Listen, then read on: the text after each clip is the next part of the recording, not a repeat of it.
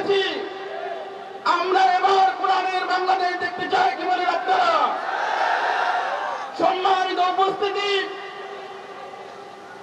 সুদীর্ঘ 54 বছর পর্যন্ত এদেশের মানুষ যে আশা আকাঙ্ক্ষা নিয়ে এদেশকে স্বাধীন করেছিল, অত্যন্ত পরিতাপের বিষয়, আমাদের দেশের যারা শাসক গোষ্ঠী ছিলেন তারা আমাদেরকে শোষণই করেছেন।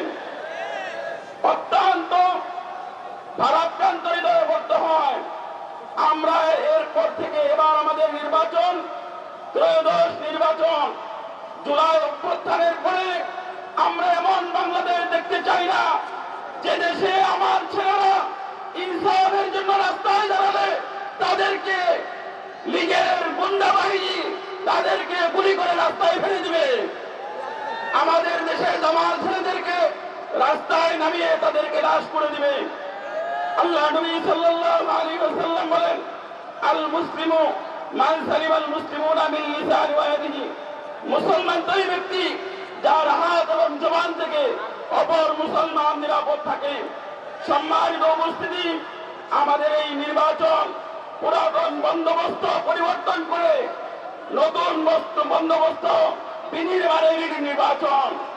আমাদের নির্বাচন হচ্ছে এবার ইনকিলাবের নির্বাচন, আমাদের নির্বাচন হচ্ছে সাম্যের নির্বাচন।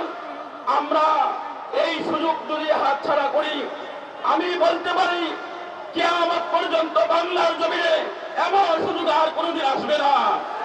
সম্মানিত উপস্থিতি, আমাদেরকে 12 তারিখে শুধু ভোট দিলেই চলবে না, আমাদের ভোটকে পাহাড়াদারিও করতে হবে।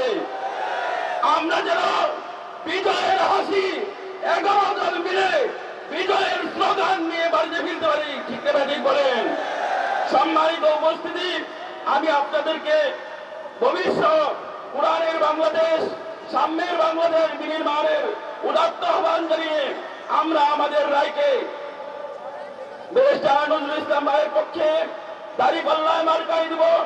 আমি আমার লিডার আল্লামা মামুনুল হক দামাত বারাকাতুহুর সালাম আপনাদের কাছে পৌঁছিয়ে আজকের আলোচনা শেষ করতেছি। আসসালামু আলাইকুম ওয়া রাহমাতুল্লাহি ওয়া বারাকাতুহু।